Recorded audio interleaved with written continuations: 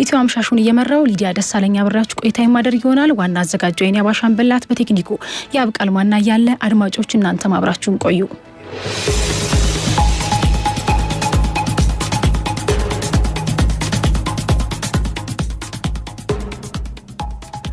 ቀዳሚ ወዳደረግነው ወደ ሀገር ውስጥ መረጃዎች ስናልፍ በማይናማር በአስቸጋሪ ሁኔታ ውስጥ የነበሩ 1300 የሚሆኑ ዜጎችን ወደ ሀገር ቤት መመለሱን የውጭ ጉዳይ ሚኒስቴር ተናግሯል። በተለያዩ ሀገራት በአስቸጋሪ ሁኔታ ውስጥ የሚገኙ ኢትዮጵያውያን ዜጎችን ወደ ሀገር ለመመለስ እየተሰራ ቢገኝም አስቸጋሪ ሁኔታ እንዳለ እያወቁ የስራ እድል አለ በሚል የሚሄዱ ዜጎች እያጋጠሙት መሆኑን ውጭ ጉዳይ ሚኒስቴር ገልጿል።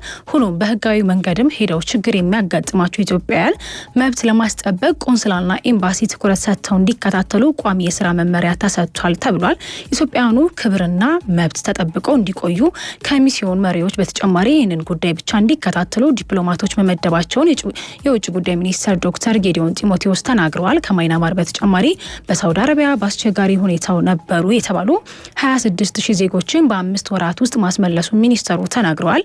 ለስራ የተጓዙ ኢትዮጵያውያን ከአንድ የስራ ቦታ ወደ ሌላ የስራ ቦታ ለመለወጥ ወይም ወደ ሀገር ለመመለስ እንዲሁም የካሳ ክፍያ እንዲያገኙ እንዲሁም ከደሞዝ ጋር የሚያጋጥሙ ችግሮችን ለመፍታት ጥረት እየተደረገ ነው ብለዋል። በጅዳ፣ ሪያድ፣ አቡዳቢ፣ ዱባይ እንዲሁም በኩዌት ቆንስላ ጽሕፈት ቤት ይህንን ለማድረግ እየተሰራ ነው ብለዋል። ዘገባው የባልደረባችን ቁም ነገር አየለ ነው።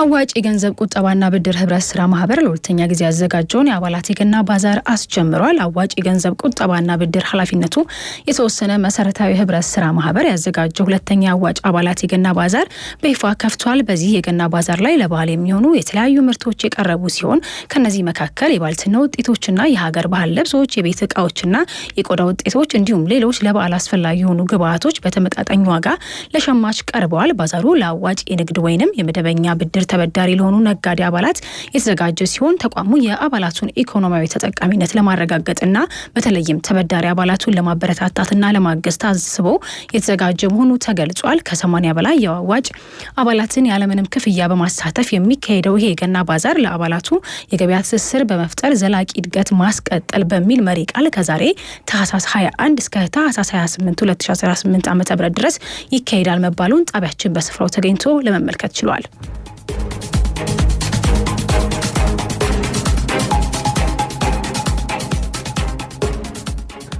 ከማርበርግ ቫይረስ ጋር ተያይዞ ተጥሎ የነበረውን እገዳ በከፊል መነሳቱ ተነግሯል። በደቡብ ኦሞ ዞን ዳሰነች ወረዳ አካባቢ በነበረው የማርበርግ ቫይረስ ስርጭት ስጋት ምክንያት በትምህርት ቤቶች፣ የህዝብ ማመላለሻ ትራንስፖርት አገልግሎትና ሌሎችም ህዝብ በሚሰበሰቡባቸው ኩነቶች ላይ ተጥሎ የነበረው እገዳ በከፊል እንደተነሳ የወረዳው ምክትል አስተዳደር አስታውቋል። በተጨማሪም በተወሰኑት አገልግሎቶች ላይ ማሻሻያ የተደረገ ሲሆን በዚህም በትምህርት ቤቶች የተማሪዎችን ቁጥር በመቀነስ በፈረቃ ወይንም በማሸጋሸግ እንዲሁም የመከላከያ ዘዴዎችን በማስጠቀም የመማር ማስተማር ስራው እንዲቀጥሉ ተብሏል። እንዲሁም የህዝብ ማመላለሻ ትራንስፖርት ባለንብረቶች የተሽከርካሪዎችን ንጽህና በመጠበቅ በወንበር ቁጥር ልክ ብቻ እንዲሳፈሩ የሚሉት ክልከላዎች መተላለፋቸውን ሰምተናል። ለቅሶና ሌሎች ማህበራዊ ጉዳዮች በጥንቃቄ እንዲከናወኑም ውሳኔ ተላልፏል።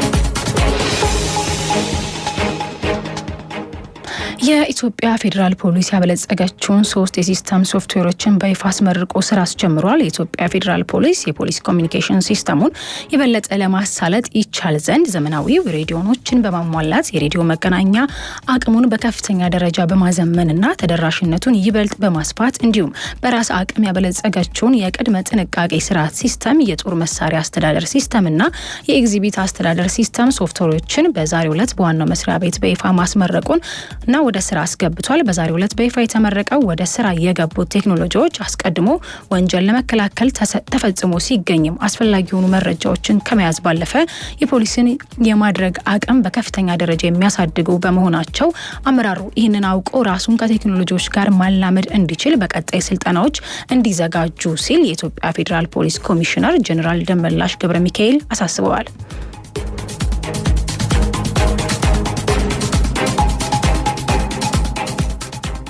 እንቀጥላለን አድማጮቻችን። አሁን ደግሞ ከባህር ማዶ ወዳገኘናቸው መረጃዎች እናልፋለን። ሳውዲ አረቢያ ኤምሬትስን የብሔራዊ ደህንነትን አደጋ ላይ ጥላለች ስትል ከሳለች። ከየመን እንድትወጣ አጭር ጊዜ ነው የሰጠቻት። በሳውዲ አረቢያና በተባበሩት አረብ ኤምሬትስ መካከል ያለው ሁኔታ እጅግ አሳሳቢ ደረጃ ላይ ደርሷል።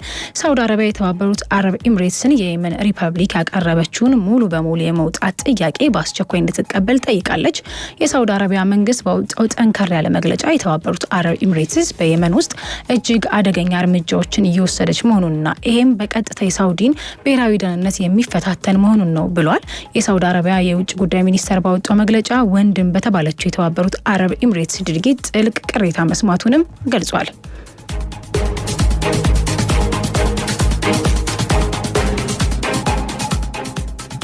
በኢራን ላይ ተጨማሪ ጥቃት ሊፈጽሙ እንደሚችሉ ትራምፕ ተናገሩ። ኢራን የባላስቲክ እና የኒውክሌር ጦር መሳሪያዎች ግንባታ መርሃ ግብሮቿን መልሳ የምትጀምር ከሆነ ከባድ ጥቃት እንደሚጠብቃት ፕሬዚዳንት ትራምፕ ተናግረዋል። ፕሬዚዳንቱ ከእስራኤል ጠቅላይ ሚኒስትር ጋር ለጋዜጠኞች በሰጡት መግለጫ ላይ ኢራን የኒውክሌር ጦር መሳሪያዎችን ለመገንባት ከዚህ ቀደም ኢላማ ከተደረጉት ውጭ ሌሎች ቦታዎችን የተጠቀመች መሆኗ ከተደረሰባት አሜሪካ ተጨማሪ ጥቃት እንደምትፈጽም ገልጸዋል። ፕሬዚዳንት ትራምፕ ለሰነዘሩት ዛቻ የኢራን ጠቅላይ መሪ ከፍተኛ የፖለቲካ አማካሪ በሰጡት ምላሽ በኢራን ላይ የሚሰነዘረው የትኛውም አይነት ጠባጫሪ ጥቃት ፈጣንና የከፋ ምላሽ ይሰጠዋል ሲሉም አስጠንቅቀዋል።